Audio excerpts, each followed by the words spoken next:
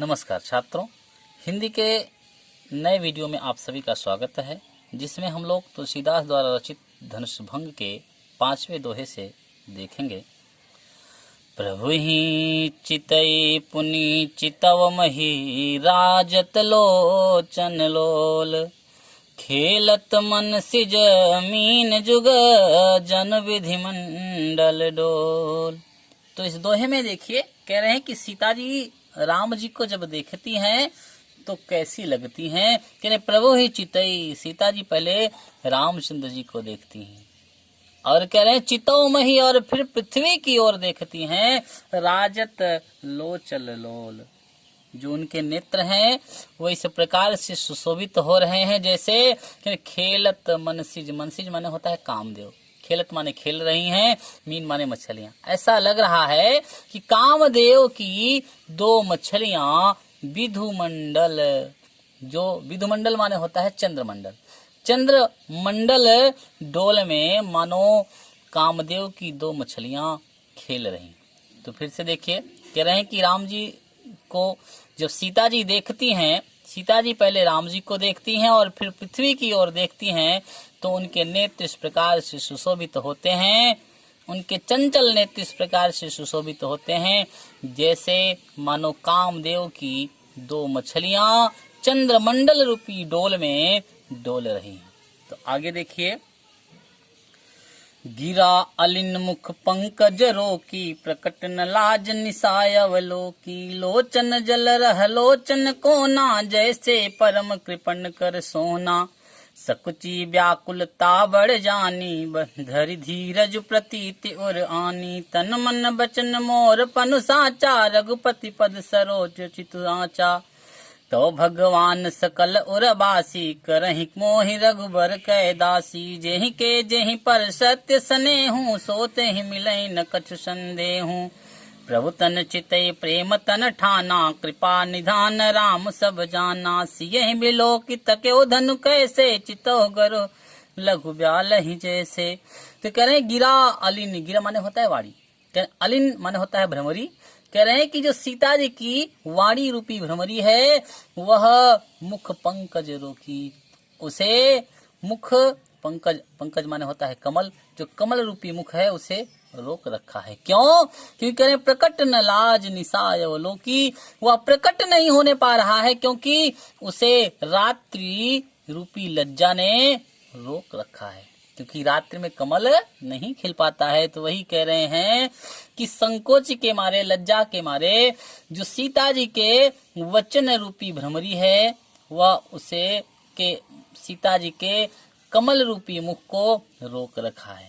और कह रहे हैं जो लोचन जल रह लोचन कोना, सीता जी राम जी को देख करके उनके आंखों में आंसू आते हैं और कह रहे हैं कि उनके आंखों के आंसू जो है उनके आंखों में ही रह जाते हैं। ठीक उसी प्रकार से, जिस प्रकार से कह रहे जैसे परम कृपण कर सोना, जैसे कृपण माने होता है कंजूस, जैसे कोई बहुत बड़ा कंजूस हो उसका सोना कोने में ही रह जाता है, वह उसका उपयोग नहीं कर पाता। उसी प्रकार सीता जी के लज्जा के मारे सीता जी के नेत्रों के आंसू नेत्रों में ही रह जाते हैं। क्यों?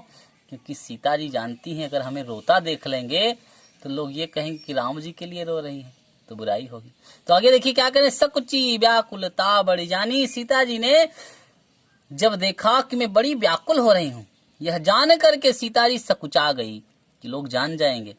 और क्या कह रहे कि धैर्य धीरज प्रतीति उर्यानी, फिर जो है धैर्य धारण करके, अपने हृदय में धैर्य धारण करके कहती हैं क्या, तन मन बचन मोर पनु साचा, यदि तन से मन से वचन से मैं सत्य हूँ, और रघुपति पद सरोज चितुराचा, तथा राम जी के कमलवत चरणों में हमारा सच्चा प्रेम है। चितुराचा सच्चा प्रेम है। कहने तो भगवान सकल उर्वासी, तो सभी के हृदय में निवास करने वाले भगवान करहि मोहि रघुबर के दासी, मुझे राम जी की दासी बना दीजिए।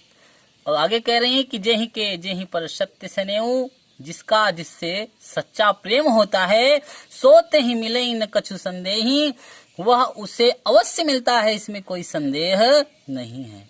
कह रहे प्रभु तन चितई प्रेम थन टाना, तन ठाना और सीता जी जो है राम जी के शरीर को देख करके प्रेम ठान लेती हैं राम जी के शरीर से। और कृपा निधान राम सब जाना, कृपा के सागर जो राम हैं यह सीता जी की सारी स्थिति को समझ गए। और फिर क्या हुआ, सिए ही बिलो की तक्यो धनु कैसे, राम जी ने सीता जी को देखा और फिर धनुष की ओर देखा, उसी प्रकार से जिस प्रकार से कह रहे हैं चित्ता हूँ गरु हूँ, जैसे देखता है गरु माने गरुण पक्षी, कह रहे लघु व्याल ही छोटे सांप को देख ले, जिस प्रकार से गरुड़ पक्षी सांप को देख ले तुरंत आक्रमण कर दे, उसी प्रकार से राम जी ने जब देखा कि सीता जी बड़ी व्याकुल हैं तो सीता जी को देखा और फिर धनुष की ओर वैसे देखा जैसे गरुड़ पक्षी सांप की ओर देखता है कि यही धनुष ही है हमारे और सीता के मार्ग के मिलन का बाधक। तो फिर से देखिए कह रहे हैं कि जो वाणी रूपी भ्रमरी है वह मुख को, कमल रूपी मुख को रोक रखा है, क्योंकि लज्जा रूपी जो रात्र है वह उसे विकसित नहीं होने दे रही। जो आंखों का, उनके जो नेत्रों का आंसू है वह उनके नेत्रों में ही रह गया है। ठीक उसी प्रकार से जैसे कोई बहुत कंजूस हो, उसका सोना कोने में ही धरा रह जाता है। और कह रहे हैं सीता जी अपने आप को बड़ी ही व्याकुल जान करके सकुचा गई और अपने हृदय में धैर्य धारण करके कहती हैं, यदि तन से, मन से, वचन से मैं सत्य हूँ और राम जी के चरणों में मेरा सच्चा प्रेम है, तो सभी के हृदय में रहने वाले भगवान आप मुझे राम जी की दासी बना दीजिए। और जिससे सच्चा प्रेम होता है वह उसे अवश्य मिलता है, इसमें कोई संदेह नहीं है।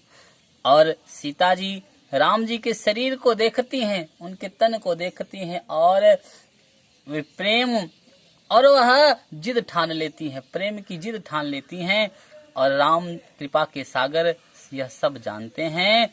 और सिए ही बिलोक तक्यो धन कैसे, तब राम जी सीता जी को देख करके धनुष को ऐसे देखते हैं जैसे गरुड़ पक्षी किसी सांप को, छोटे सांप को देखता है। तो अगले पद में देखिए 6वां दोहा है, लखन लख्यो रघुवंश मनि, ताक्यो हर कोदंड, पुलकी गात बोले बचन, चरण चापि ब्रह्मांड। कहें लखन लख्यो, लखना अर्थात लक्ष्मण, लख्यो माने देखा, लक्ष्मण ने देखा कि रघुवंश शिरोमणि श्री रामचंद्र जी ने ताक्यो हर कोदंड, ताके माने देखा है, हर माने हर हर महादेव अर्थात शंकर जी के कोदंड माने धनुष को, कि राम जी ने शंकर जी के धनुष को देखा है। तो कह रहे हैं कि पुलक गात, कह रहे हैं कि उनका शरीर पुलकित हो गया और कह रहे हैं बोले बचन, और लक्ष्मण जो है पुलकित होकर के उनका शरीर पुलकित हो गया और वे कहते हैं क्या करके, चरण चाप, अपने चरणों से ब्रह्मांड को दाब करके, जो है ब्रह्मांड को अपने चरणों से दबा करके कहते हैं। फिर से देखिए कह रहे हैं कि लक्ष्मण ने जब देखा कि रघुवंश शिरोमणि श्री रामचंद्र जी ने शंकर जी के धनुष की ओर देखा है तो उनका शरीर पुलकित होकर के या पुलकित होकर के वे ब्रह्मांड को अपने चरणों से दाब करके कहते हैं क्या, दिसि कुंजरहु कमठ यही कोला, धरहु धरनि धरि धीर न डोला, राम चहई शंकर धनु तोरा, हो सजग सुनियाय सुमोरा, चाप समीप राम जब आए, नर नारिन सुर सुकृत मनाए, सब कर संशय अरु अज्ञानु, मंद मही पद कर अभिमानु, भृगुपति केरी गर्भ गरुआई, सुर मुनि बरन केरी कदराई, सिय कर सोच जनक पछतावा, रानिन कर दारुन दुख दावा, शंभु चाप बड़ बोहित पाई, चढ़े जाई सब संग बनाई, राम बाहुबल सिंधु अपारु, चहत पार नहीं को कड़हारू। कह रहे हैं कि दिस कुंजरों माने होता है दिग्गजों, कमठ माने कच्छपों और अहि माने शेषनाग जी, कह रहे और कोला माने होता है वाराह। कह रहे हैं कि हे कच्छपों, हे दिग्गजों, हे कच्छपों, हे शेषनाग जी, हे वाराह जी, धरहूं धरनी, धरनी माने पृथ्वी, धरो माने धैर्य से, वो धारण करो, धरि धीर, धैर्य धारण करके न डोला। पृथ्वी को धैर्य धारण करके धारण करो, पकड़े रहो। कह रहे हैं कि हे दिग्गजों, हे कच्छपों, हे शेष जी, हे वाराह जी, आप पृथ्वी को धैर्य धारण करके पकड़े रहो, सावधान होकर के पकड़े रहो। और के राम चाहे शंकर धन तोड़ा, क्योंकि राम जी शंकर जी के धनुष को तोड़ना चाहते हैं, तोड़ने जा रहे हैं। और हो सजग सुन आय सुमोरा, आप सभी जो है हमारा, आप सभी मेरी आज्ञा मान करके सजग हो जाइए। हो सजग, आप सभी सजग हो जाइए, अर्थात सावधान हो जाइए। सुन आयुष मेरा, मेरी आज्ञा मान करके। करें चाप समीप राम जब आए, राम जी जब धनुष के पास आए तो वहां पर उपस्थित नर नारी, करें नर नारी सुर सुकृत मनाए, नर नारी देवताओं को और अपने अच्छे कर्मों को मनाते हैं।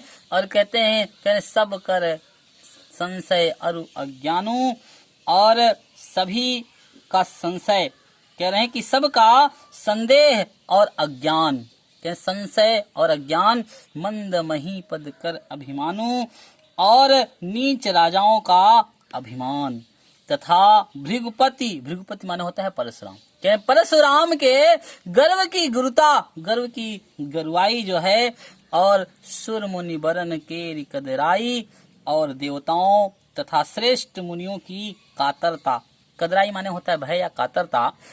कह रहे हैं कि सीय कर सोच जनक पछतावा, सीता जी की सोच, जनक महाराज जी का पछतावा।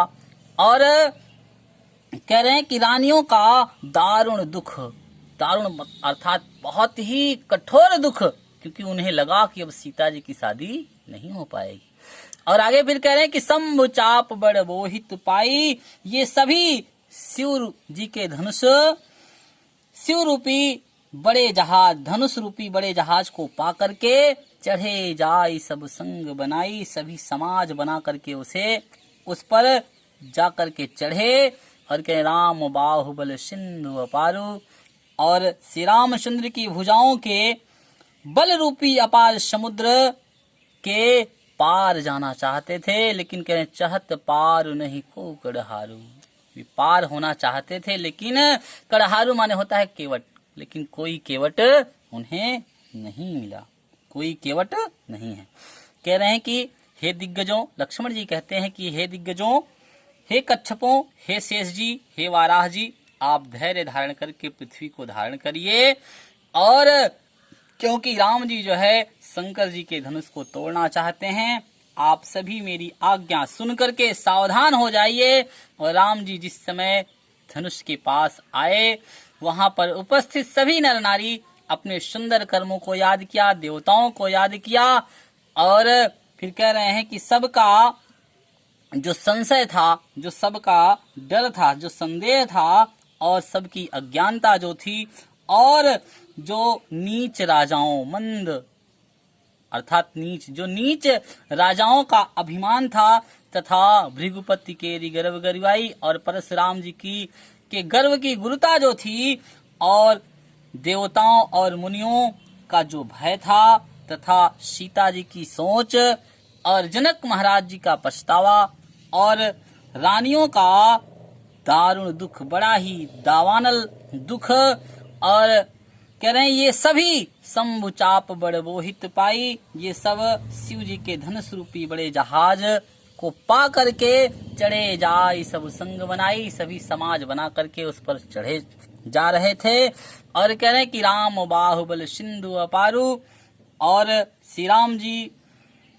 की भुजाओं के बल रूपी अपार समुद्र के पार जाना चाहते हैं। कह रहे चाहत पार नहीं को कड़हारू, कह रहे पार जाना चाहते हैं लेकिन कोई केवट नहीं मिला। तो आगे 7वां और अंतिम पद है, देखिए, राम बिलो के लोग सब चित्त लिखे से देखी, चितैसी कृपातन जान विकल विशेषी, कहने राम बिलो की लोग सब। राम जी ने जब सबकी ओर निगाह फेरी, देखा सबको, तो सब राम जी को कैसे दिखे? कहने चित्त लिखे से देखी। एक चित्र में लिखा हुआ कोई शब्द जैसे होता है, वैसे सभी लोग एकदम शांत दुखी हुए दिखाई पड़े राम जी को। और कह रहे हैं फिर क्या हुआ? कहें चितई सी कृपा तने। तब कृपा के सागर राम जी ने सीता जी की ओर देखा और जानी विकल विशेष। और जब ये देखा कि सीता जी बड़ी ही व्याकुल हैं, फिर से देखे क्या हुआ? करें कि राम बिलो के लोग सब। राम जी ने सबकी ओर देखा और राम जी को सब चित्र लिखे थे, अर्थात चित्र में लिखे हुए शब्द की भांति दिखे। तो राम जी ने सीता की ओर, कृपा के सागर जो राम है वो सीता जी की ओर देखा और सीता जी की को बहुत व्याकुल जान करके कहा। क्या कहा आगे? देख विपुल विकल भय देही, निमिष बिहात कलप सम देही। तृषित बारी बिन तनु जो तनु त्यागा, मुए करई का सुधा तड़ागा। का बरसा सब कृषि सुखाने, समय चूक पुनि का पछताने। असजिय जान की देखी, प्रभु पुल के लख प्रीति विशेषी। गुरु ही प्रणाम मन ही मन की नायति लाघव, उठाए धनु लीना। दम क्यों दामिन जिमि जब लयो, पुनि नभ धनु मंडल सम भयो। लेत चढ़ावत खेचत गाड़े, काहुन लखा देगी सब ठाड़े। तेहि छन राम मध्य धनु तोरा, भरे भुवन धुनि घोर कठोरा।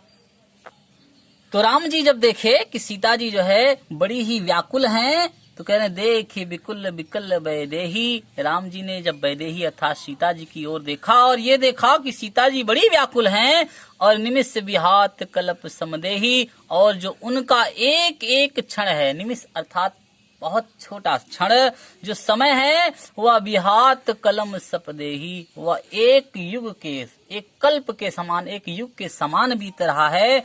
तो राम जी कहते हैं तृषित बार बिनु जो तनु त्यागा। कह रहे हैं कि प्यास के मारे, पानी की बूंद के बिना यदि कोई व्यक्ति अपना शरीर त्याग दे अर्थात मर जाए, तो मुए करई का सुधा तड़ागा। तो मरे हुए व्यक्ति के लिए अमृत का तालाब भी किसी काम का नहीं है।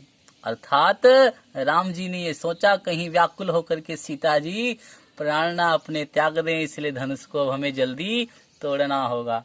और क्या कहते हैं? का बरसा सब कृषि सुखाने। यदि सारी कृषि सूख जाए तो बरसात हो, तो ऐसी बरसात का क्या मतलब? और समय चूक पुनि का पछताने, और समय बीत जाने पर यदि पश्चाताप किया जाए तो इससे क्या मतलब है? अस जी जान की देखा। ऐसा जान करके राम जी ने सीता जी की ओर देखा और प्रभु पुल के लख प्रीत विशेषी। और जब ये देखा कि सीता का हमारे प्रति विशेष प्रेम, अर्थात सीता जी का राम जी के प्रति विशेष प्रेम जब देखा राम जी ने, तो कह रहे गुरु ही प्रणाम मन ही मन कीना। तो उन्होंने क्या किया? गुरु को मन ही मन में प्रणाम किया और अति लाघव, बहुत ही कम समय में उठाए धनु लीना, बहुत ही कम समय में धनुष को उठा लिए। और फिर क्या हुआ? दम के दामिनी जिम जब लयो। जब राम जी ने धनुष को उठाया, जब लिया, तो कह रहे हैं कि आसमान में बिजली चमकने लगी। और कह रहे पुनि नभ धनु मंडल समभयो। और पुनः जो आकाश मंडल है वह धनुष के आकार का हो गया। और कह लेत चढ़ावत खेचत गाढ़े। राम जी ने धनुष को लिया और कह रहे हैं कि उस पर प्रत्यंचा को चढ़ाई, और कह रहे हैं कि और उसे जोर से खींचा। खेचत गाढ़े, खींचते हुए कह रहे हैं कि काहुन लखा देख सब ठाड़े, कोई देख नहीं पाया। अर्थात राम जी ने इतनी तेजी से धनुष को उठाया, उस पर प्रत्यंचा चढ़ाई और उसे तेजी से खींचा। ये तीनों काम इतनी तेजी से हुए कि कोई, वहां पर इतने लोग थे लेकिन कोई देख नहीं पाए। और फिर क्या हुआ? करें कितने ही छन राम मध्य धनु तोरा। उसी समय सभा के बीच में राम जी ने धनुष को तोड़ दिया और भरे भुवन धुनि घोर कठोरा। और सारे संसार में बड़ी जोर से सारे तीनों भुवनों में बड़ी जोर से आवाज हुई। और आगे देखिए अंतिम छंद है, भरे भुवन घोर कठोर रव बार विभाजित जिमार्ग चले, चिक रही दिग्गज डोल मही कोल कुरुम कलमले, सुर असुर मुनि कर कान दीने सकल विकल विचारही, को दंड खंड्यो राम तुलसी जयति बचन उचारही। कह रहे भरे भुवन घोर कठोर रव, कह रहे हैं कि घोर कठोर शब्द लोक भर गए, अर्थात जो है सारे संसार में बड़े कठोर बहुत तेजी से आवाज हुई। और कह रहे रविबाज तजी, और जो सूर्य के घोड़े थे वे मार्ग छोड़ करके चलने लगे। यानी रवि बाजी अर्थात जो सूर्य के घोड़े थे तजी मार्ग चले, वे अपना मार्ग छोड़ करके चलने लगे। और क्या हुआ, कह रहे चिक करहि दिग्गज डोल, और जो दिग्गज थे वे चिघाड़ने लगे। और कह रहे हैं पृथ्वी हिलने लगी, पृथ्वी डोलने लगी। और कह रहे हैं अहिकोल और शेष जी तथा वाराह जी और कुरुम कलमले और कच्छप कलमला उठे, अर्थात एकदम पसीने पसीने हो गए।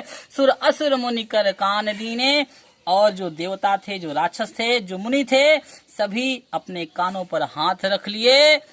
और कह सकल विकल विचारही, सभी व्याकुल हो करके विचारने लगे। कोदंड खंड्यो राम, कि राम जी ने धनुष को तोड़ दिया है। और तुलसीदास जी कहते हैं जयति वचन उचारही, सभी श्री रामचंद्र जी की जय बोलने लगे। तो कह रहे हैं कि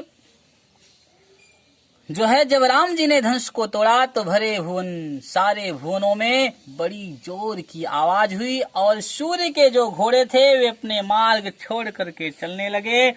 और जो दिग्गज थे वे चिघाड़ने लगे, धरती डोलने लगी। शेष जी और कच्छप और वाराह कलमला उठे, उनके पसीने छूट गए। और देवता लोग, असुर लोग और मुनि लोग जो है सभी अपने कान बंद कर लिए और सभी व्याकुल होकर के यह विचार करने लगे कि श्री रामचंद्र जी ने धनुष को तोड़ दिया। और तुलसीदास जी कहते हैं यह जब विचार किया और सभी मन ही मन में यह कहने लगे श्री रामचंद्र की जय। तो बोलिए सिया रामचंद्र की जय। तो धनुष टूट गया। धन्यवाद।